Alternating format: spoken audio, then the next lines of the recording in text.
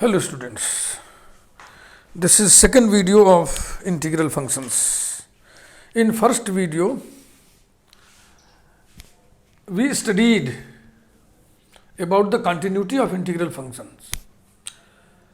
In this video, we shall study about differentiability of integral functions.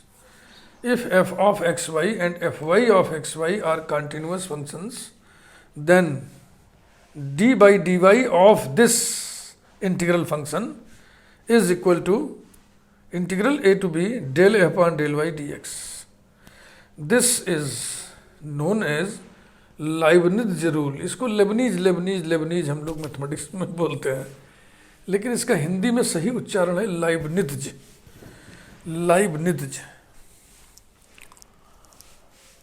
ठीक है ना. अब देखो प्रूफ इसका हम शुरू कर रहे हैं पीछे से. पहले इंटीग्रल फंक्शन का डेफिनेशन ही हम लिख दे रहे हैं. Integral function of y is given by phi of y equal to integral a to b f of x y dx. y belongs to closed interval CD, where f is continuous in closed rectangle ABCD. अब ये rectangle है, मतलब इसमें x का भी range है, y का भी रेंज है. x equal to a, x equal to b, और x के लिए हो गया, और y के लिए y equal to c, y equal to d. तो जब आप इसमें टू डायमेंशनल प्लेन में खींचोगे x equal to a, x equal to b, y equal to c, y equal to d, तो एक रेक्टेंगल बनेगा ऐसा. ये बात समझ में आ गई आपके? इसको देखो, बड़ा खूबसूरत है ना. ये टू वेरिएबल फंक्शन है, लेकिन आफ्टर ऑल इसका जो मान आएगा y के रूप में आएगा. So this is a function of y. इसको y के रिस्पेक्ट में हम डिफरेंशिएट कर रहे हैं. तो ये बराबर क्या होगा? इंटीग्रल वही, इंडिकेटर वही है ना. जो इंटीग्रेंड है उसका डेरिवेटिव y के रिस्पेक्ट में हो गया. अब उसका डेरिवेटिव y के रिस्पेक्ट में लिखना है तो हम d f upon d y तो नहीं लिखेंगे, क्योंकि f दो वेरिएबल का फंक्शन है. तो हम क्या लिखेंगे? Del f upon del y लिखेंगे. तो इंटीग्रल का डी बाई डी वाई देखो कैसा बढ़िया हो गया, अंदर चला गया तो पार्शियल डेरिवेटिव हो गया del f upon del y. This is known as Leibniz rule. तो आइए इस प्रूफ को आगे बढ़ाएं.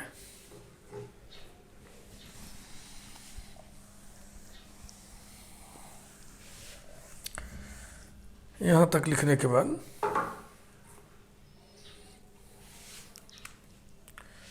For arbitrary y and y plus delta y. अब डेल्टा y ना लिख के हम k लिख दे रहे हैं, जैसे h और k लिखते हैं. डेल्टा x को h, डेल्टा y को k सुविधा के लिए.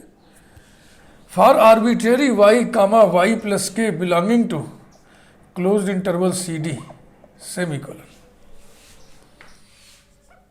Phi of y plus k minus phi of y is equal to phi of y. इसी से निकालिएगा, इसी से निकलेगा. ठीक है ना.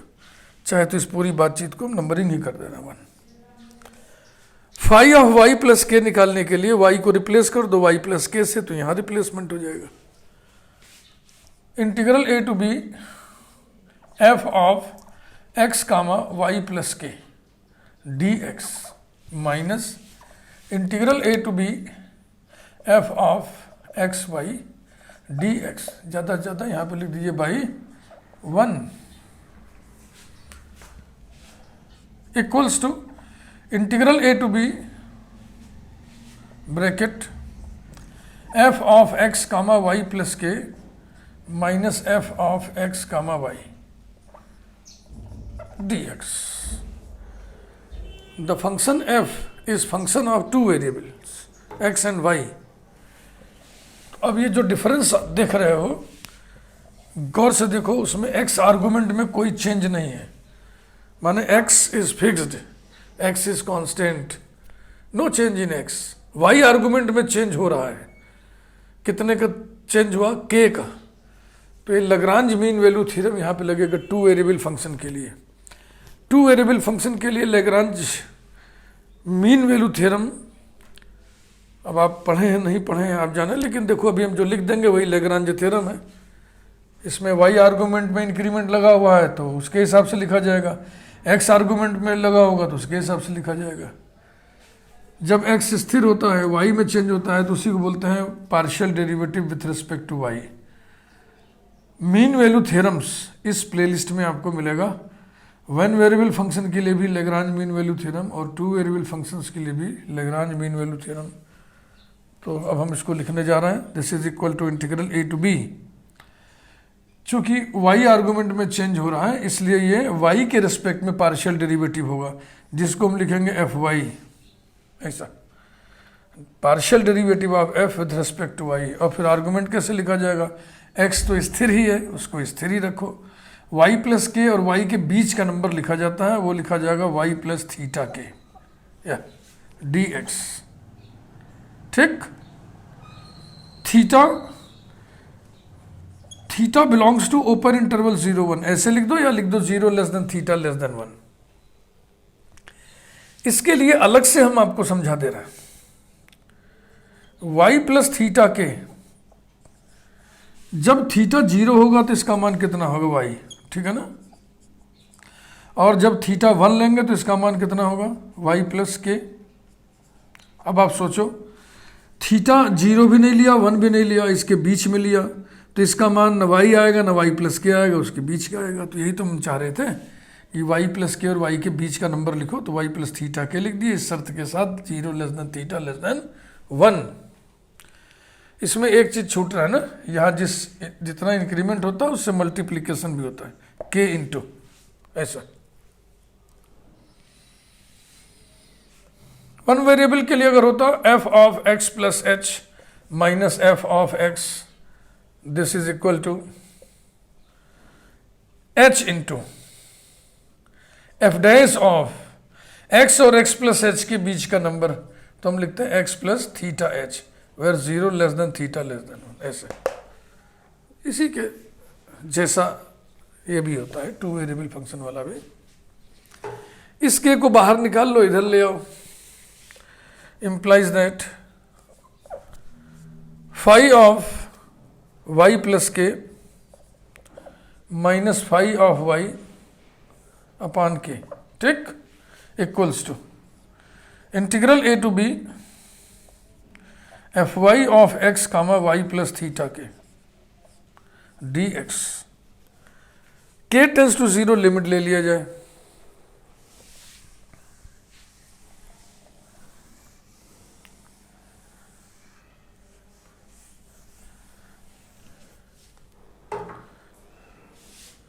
implies that limit k tends to 0 phi of y plus k minus phi of y upon k equal to limit k tends to 0 integral a to b fy of x comma y plus theta k dx। A derivative at general point y, तो ये हो जाएगा phi dash of y, यही definition होता है। F dash of x is defined by limit delta x tends to 0 f of x plus delta x minus f of x upon delta x, यही है। Delta x न लिख करके इसको सुविधा के लिए एच लिख दो, ये है ना, ऐसे देखो तो यहाँ पर के लिखा हुआ है, डेल्टा वाई की जगह ही तो के लिखे हो, तो ये हो गया फाई डेस वाई। और इधर देखिए इंटीग्रल की लिमिट, किसी भी इंटीग्रल की लिमिट का इंटीग्रल होता है, तो हो जाएगा integral a to b limit k tends to 0 f y x comma y plus theta k d x is, आप मान लीजिए नंबर 1 लिख चुके हैं, नंबर 2। अब एक फैक्ट अभी गिवन है जिसका इस्तेमाल हम लोग नहीं किए हैं। F y is continuous since fy is continuous in its domain closed interval CD, therefore limit is equal to value, limit delta y tends to zero है ये, k tends to zero f y of x comma y plus theta k, और के equal to zero रखने से इसमें जो आएगा वही वैल्यू होगी, f y of x comma y. ये हाँ देखो, कंटिन्यूटी का ना डेफिनीशन तो अपनी जगह है, लेकिन उसका एक भावार्थ होता है, मैं आपको समझाता हूं। F of x is continuous at x equal to a. इसका मतलब क्या हुआ, limit x tends to a f of x equal to f of a. तो इसका आप भावार्थ कभी समझे क्या, कि ये लिमिट यहां पे रखने से ये आना चाहिए तो कंटिन्यूटी प्रमाणित, ये लिमिट यहां रखने से ये आना चाहिए, आ रहा है तो यहां पे कंटिन्यूटी प्रमाणित। किसकी, इस फंक्शन एफ वाई की। Number 2, 3 from 2 and 3 we have the result, from 2 and 3 phi dash of y is equal to integral a to b f y of x y और डी एक्स। यही तो Leibniz rule है, that is phi dash y माने d upon d y of phi y, यानी derivative of phi of y with respect to Y is equal to integral a to b f y माने del f upon del y d x. यहीं पर लिख दे रहा हूं मैं, ऊपर किस लिए जाना। Implies that d upon d y phi of y माने इंटीग्रल ए टू बी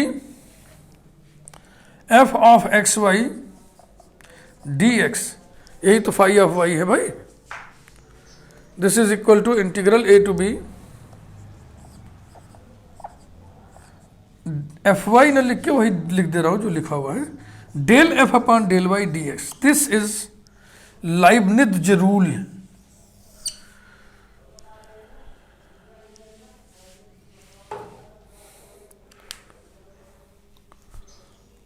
ठीक है भाई, इसी को ये भी कहते हैं differentiation under the sign of integration, differentiation under the sign of integration माने इंटीग्रल को डिफरेंशिएट करना। This is Leibniz rule. Leibniz rule का बड़ा उपयोग है इंटीग्रल को कैलकुलेट करने में। बहुत से इंटीग्रल्स ऐसे हैं जो साधारण तरीक़ों से सॉल्व नहीं, इवेल्युएट नहीं हो पाते, सॉल्व नहीं हो पाते नहीं बोलना चाहिए, इवेल्युएट नहीं हो पाते। शब्दों का सही इस्तेमाल करिए। सॉल्व शब्द कब बोलते हैं, जब इक्वेशन होता है। सॉल्व किसे करता है, इक्वेशन। इवेल्युएट किसे करते हैं, किसी एक्सप्रेशन को, कोई एक्सप्रेशन दिया है तो उसको हम उसका मान निकालेंगे, इवेल्युएट करेंगे। तो अब examples on Leibniz rule, Leibniz rule.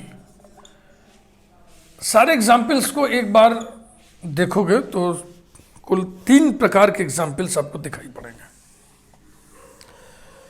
3 classes में इसको बांटेंगे।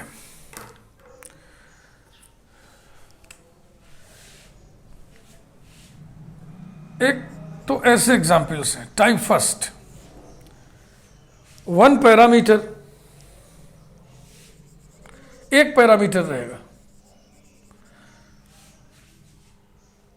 इंटीग्रल फंक्शन में जो हम लेके चल रहे हैं उसमें कौन पैरामीटर था, y। फिर से समझ लो भाई, integral a to b f of x y d x, इसमें y पैरामीटर है ना। x तो फंक्शन हो गया, x के रिस्पेक्ट में इंटीग्रेट कर रहे हो, फिर x की जगह a रख दोगे, x की जगह b रख दोगे तो x बचेगा थोड़ी, फिर तो y बचेगा। तो इसमें y को पैरामीटर कहते हैं, इसमें y पैरामीटर है, y being parameter. It takes many values in a given closed interval. Parameter, यही है 1 parameter. 1 parameter and first order ordinary differential equation, first order differential equation.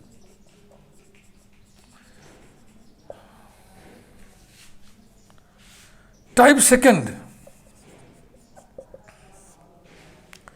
2 parameters होंगे उसमें, 2 पैरामीटर्स, और इसमें भी 2 भागों में बटेंगे ये। जैसे मान लीजिए अल्फा बीटा 2 पैरामीटर है, तो ऐसा एग्जाम्पल होगा कि एक ही पैरामीटर के रेस्पेक्ट में डिफरेंशिएट करके काम चल जाएगा।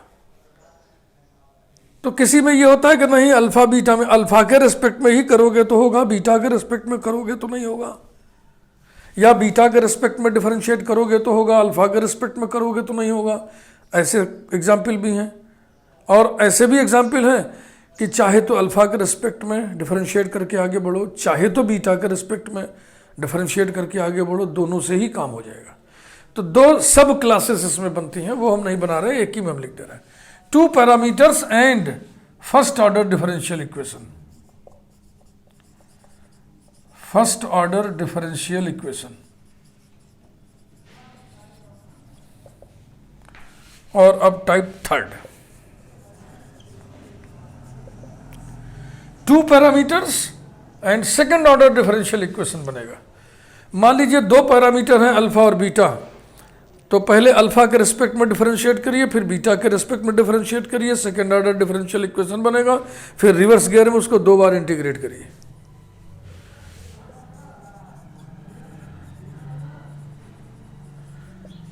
Two parameters and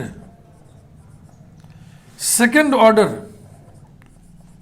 differential equation, second order differential equation, ये सर, यही 3 फ्लेवर मिलेंगे। जब आप एग्जाम्पल्स शुरू करिएगा तो अगले वीडियो से हम शुरू करेंगे।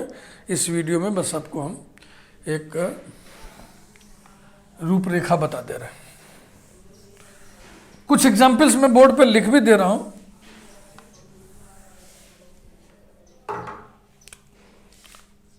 फर्स्ट टाइप के एग्जाम्पल्स, ये सभी बहुत ही पॉपुलर, बड़े ही वेल नोन प्रॉब्लम्स हैं। Integral 0 to infinity tan inverse ax upon x into 1 plus x square dx equal to π/2 log 1 plus a. अब 1 प्लस ए का लॉग है तो जाहिर सी बात है 1 प्लस ए पॉजिटिव होगा। ये इस पर शर्त लग गई, लेकिन नहीं लिखा जा रहा, अंडरस्टूड समझे उसको।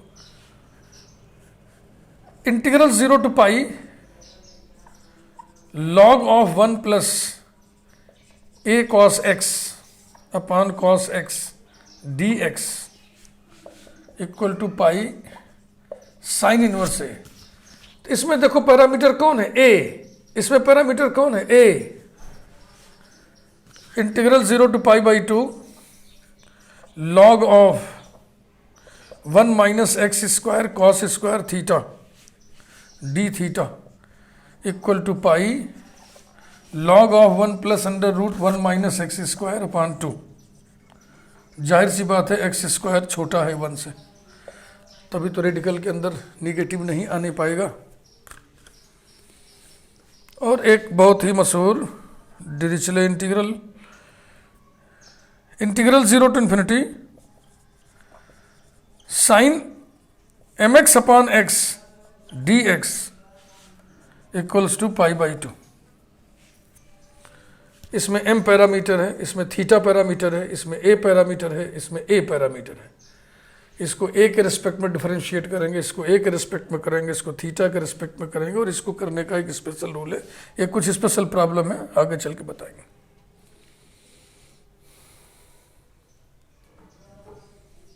हाँ, एग्जाम्पल शुरू करने से पहले हम आपको सब बता दे रहे किस प्रकार के एग्जाम्पल्स आपको देखने को मिलेंगे, उनको हम कितने कैटेगरीज में कैटेगराइज कर सकते हैं। सेकंड कैटेगरी के एग्जाम्पल देखें, 2 पैरामीटर वाले हैं। Integral 0 to π/2 log of alpha square cos square theta plus beta square sine square theta d theta equals to pi log alpha plus beta upon 2। तो आप गौर करिए, इसमें थीटा के रिस्पेक्ट में इंटीग्रेट करोगे, थीटा का कोई और फंक्शन आ जाएगा, उसमें थीटा की जगह एक बार पाई/2 एक बार 0 रख दोगे, थीटा तो खत्म हो गया, बचेगा क्या क्या, अल्फा और बीटा, दो कांस्टेंट बचेंगे, दोनों पैरामीटर्स हैं।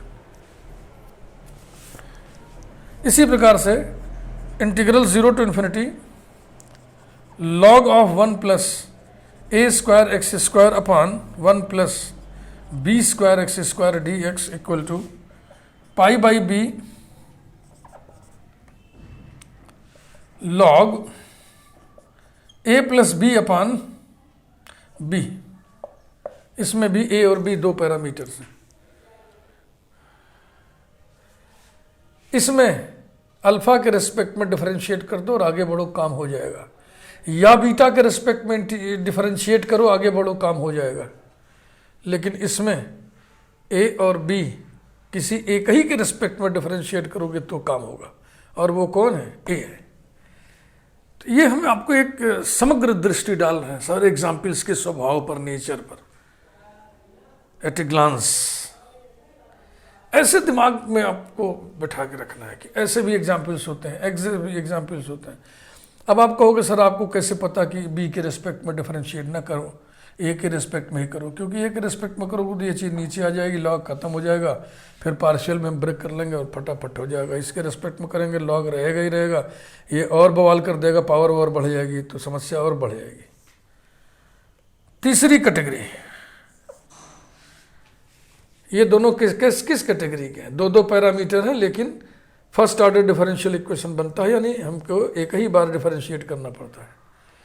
ये ऐसा एग्जाम्पल है जिसमें दो पैरामीटर तो हैं, किसी के भी रेस्पेक्ट में डिफरेंशिएट करके आप काम कर सकते हो, क्वेश्चन हो जाएगा। इसमें पैरामीटर तो दो हैं, लेकिन किसी पर्टिकुलर एक ही के रेस्पेक्ट में डिफरेंशिएट करके आगे बढ़ोगे तो काम होगा, और वो है ए। थर्ड वाले में देखें, फिर 2 पैरामीटर वाला है, integral 0 to infinity tan inverse alpha x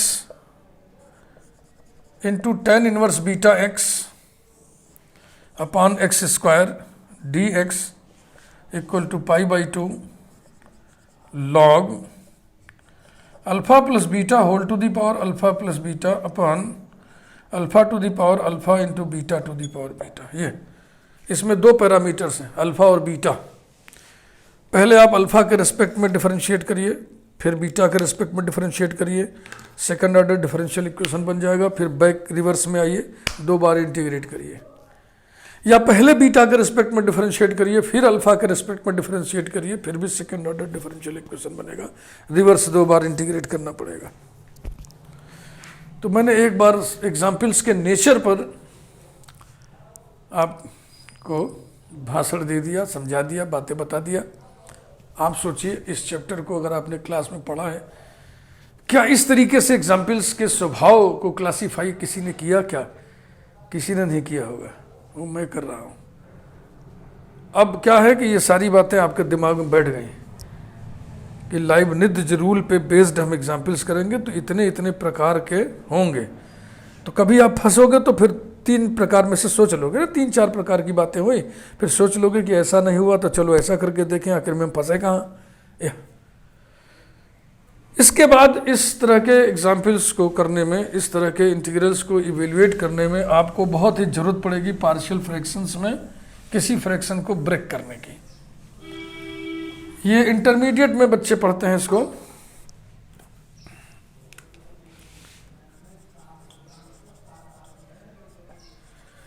breaking of a fraction into partial fractions, into partial fractions. अब ये मैं आपको नहीं बताऊंगा, ये आप अपने आप पढ़ लीजिए, तैयारी कर लीजिए। समझ रहे हैं ना? किसी भी fraction f of x upon g of x को हम पार्शियल फ्रैक्शन में तभी तोड़ेंगे जब कुछ शर्तें हों। शर्त number 1, degree of f of x less than ऊपर वाले की डिग्री नीचे वाले की डिग्री से कम होनी चाहिए। Degree of g of x, पहली शर्त है। अगर दोनों की डिग्री बराबर है तो पहले सिंपल डिवीजन कीजिए, अगर ऊपर वाले की डिग्री ज़्यादा है तो पहले सिंपल डिवीजन करिए और ये सिचुएशन ले आइए। दूसरी शर्त यह है कि जो डिनोमिनेटर में जी एक्स है उसके पास लीनियर या क्वाड्रेटिक फैक्टर्स होने चाहिए।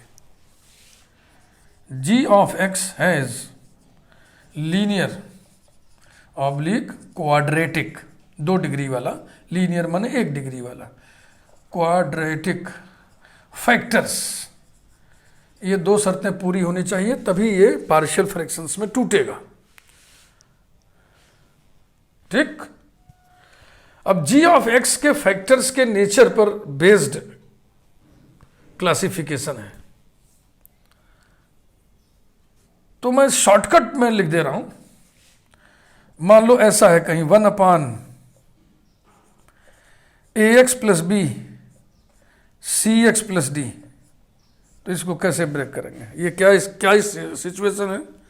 Linear factors but non repeated, linear and non repeated factors. तो ऊपर हम कांस्टेंट रखेंगे a upon a x plus b plus capital B upon c x plus d. A b लिए जाए जरूरी नहीं, आप लेमडा म्यू ले सकते हो। ठीक है भैया।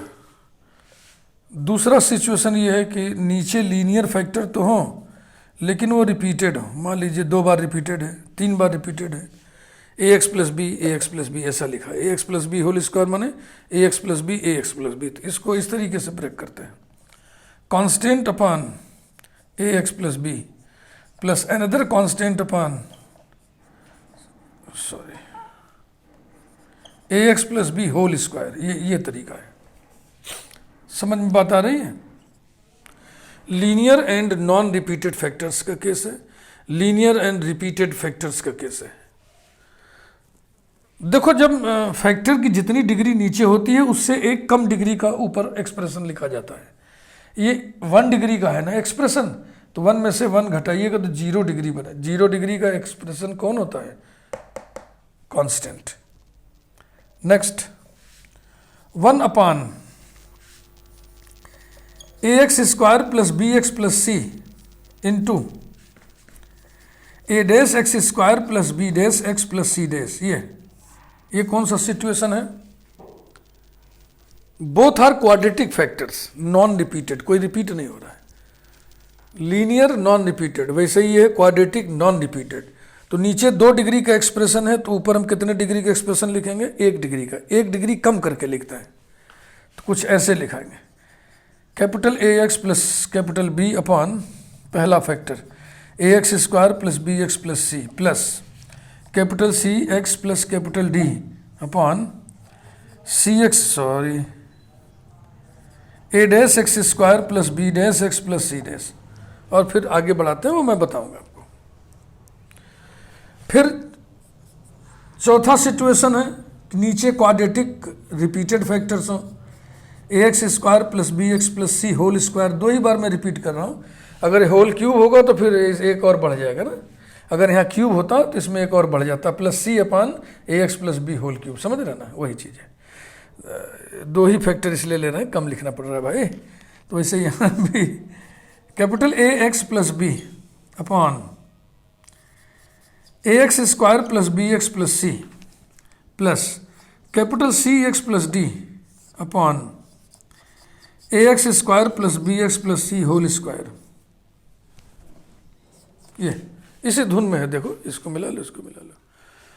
तो अब आप समझ गए होंगे। इसके बाद कुछ और भी व्यवहारिक बातें होती हैं जब आप व्यवहार करते हो। व्यवहार मतलब जब आप क्वेश्चंस करते हो तो कुछ चीज़ें और मिलेंगी, जैसे कि नोट।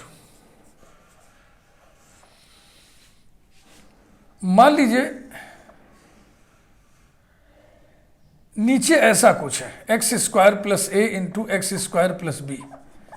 तो आप कहोगे ये तो क्वाड्रेटिक फैक्टर्स हैं भी, जाहिर सी बात है। और ऊपर 1 है, 1 मतलब कांस्टेंट जो भी है। 1 डिग्री कम है, 1 डिग्री का भी एक्सप्रेशन हो सकता है। तो इसको हम इसी रूल से लिखेंगे, इसी तरीके से, यानी इसको हम लिखेंगे ए एक्स प्लस बी अपान एक्स स्क्वायर प्लस ए प्लस सी एक्स प्लस कैपिटल डी अपान एक्स स्क्वायर प्लस बी। परंतु अगर कुछ ऐसा रहे कि ऊपर एक्स स्क्वायर रहे, इसमें ऊपर 1 हो चाहे x हो, ठीक है ना, एक बार x लिख के भी दिखा दे रहा है, x square plus a into x square plus b, तब भी आप यही काम करेंगे, ऐसे ही ब्रेक करेंगे।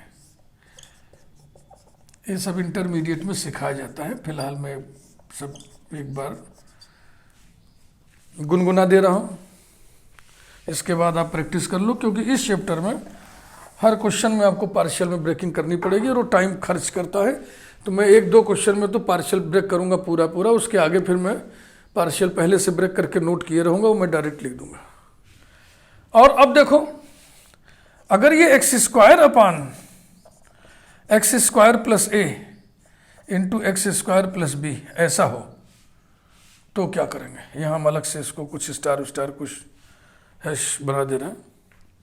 तब इसको तो पहले हम एक रिप्लेसमेंट करेंगे, क्योंकि देखो ऊपर नीचे सब एक्स स्क्वायर का फंक्शन है, तो एक्स स्क्वायर को हम रिप्लेस कर देंगे वाई से, तो हो जाएगा y upon y plus a into y plus b, where y equal to x square. ये ऐसा हम इसलिए कर सकते हैं क्योंकि नीचे भी एक्स स्क्वायर का फंक्शन, ऊपर भी एक्स, सब एक्स स्क्वायर में इन्वॉल्व।